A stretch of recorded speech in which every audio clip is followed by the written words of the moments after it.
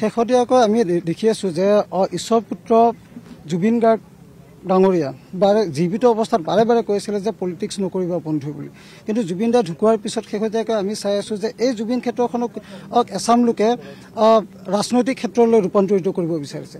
কাৰণ ইয়াত এছাম লোকক আমি দেখিছোঁ কোনোবা মন্ত্ৰী বা কোনোবা পাৰ্টিকুলাৰ দলৰ নাম ইয়াত জিন্দাবাদ বুলি কয়। তো গতিকে আমি স্থানীয় লোকসকলে আমি অতিষ্ঠ হৈ গৈছোঁ। আজি 30-40 দিন আমি বহুত ধৈৰ্য ধৰি চাইছোঁ, কাৰণ আজি আমি স্থানীয় ৰাইজে ইয়াত ওলাই আহিবলৈ বাধ্য হৈছোঁ যাতে ইয়াত কোনো ৰাজনৈতিক নেতা বা কোনো দলে ইয়াত কোনো ধৰণৰ শ্লোগান দিব নোৱাৰিব।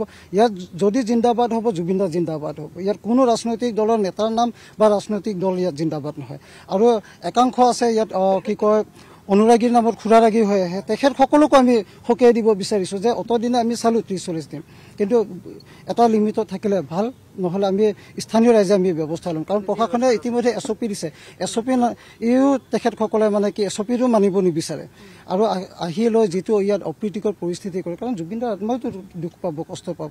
খাই লৈ আহি যে ইয়াত যেনেকৈ অশ্লীল শব্দ ব্যৱহাৰ কৰে, য'ত নেকি সংবাদকৰ্মীসকলে নিশাৰ ভাগত নিশা 12 বজাৰ পিছত মাইক লৈ ঘূৰিব নোৱাৰে, নিৰাপত্তাৰক্ষীসকলক অপমান কৰে, য'ত নেকি সাধাৰণ লোক কোনোবাই দূৰণিবতীয়া 2-3 বজাত আহি পায়, তেখেতসকলেও মানে কি শান্তিৰে ইয়াত মানে কি জুবিন দা সমাধিস্থল বা এই জুবিন ক্ষেত্ৰখন পৰিদৰ্শন কৰাত অসুবিধাৰ সৃষ্টি কৰে। আমি এই SOPৰ যিটো কঠোৰ দম সেই বস্তুটো হ'ব এইটো প্ৰশাসনলৈকে ঠেলিম, কিন্তু ইয়াত যদি সাধাৰণভাৱে নৰ্মেলি কোনোবা আহিলেতো তাত আমি বাধা নিদিওঁ, কিন্তু খাই বৈ যদি ইয়াত অপ্ৰীতিকৰ পৰিস্থিতি কৰে তেতিয়াহ'লে আমি প্ৰশাসনে নলয় আমি স্থানীয় লোকে ল'বলৈ আমি বাধ্য হ'ম।